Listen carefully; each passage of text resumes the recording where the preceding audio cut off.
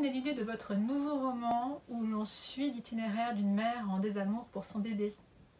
Je ne sais pas très bien comment il est né, un loup quelque part.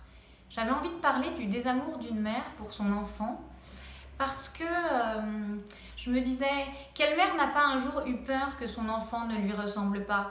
Quelle mère n'a pas un jour eu peur de ne pas réussir à aimer son bébé? Il me semble que l'amour maternel ne va pas toujours de soi, mais ose-t-on le dire? Est-ce que les histoires que vous écrivez vous font peur, à vous aussi? Moi, elle m'amuse votre question. Quand je lis, j'aime les histoires qui dérangent et qui secouent. Alors, c'est ce que j'essaie de faire quand j'écris. C'est vrai que j'avais envie qu'on ait peur pour cette mère et pour cet enfant.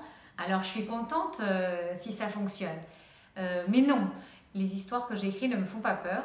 En revanche, pour tout vous dire, il m'arrive de pleurer quand j'écris. Quelle est votre routine de travail et quelles sont les astuces que vous pourriez donner à tous ceux qui rêvent d'écrire? Ma routine de travail.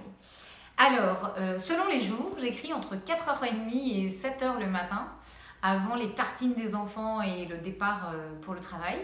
Donc, eh bien, je me lève, j'essaie de ne pas faire de bruit, je mets un pull, je m'enroule dans ma couverture et je me rallonge sur le canapé avec mon ordi. Donc, finalement, j'écris à la romaine, couchée. Alors, les astuces pour écrire, eh bien, lire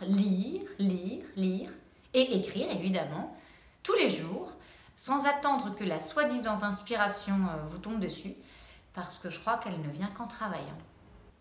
Est-ce que le confinement pourrait vous inspirer pour un prochain roman ou au contraire, est-ce qu'il tue la créativité?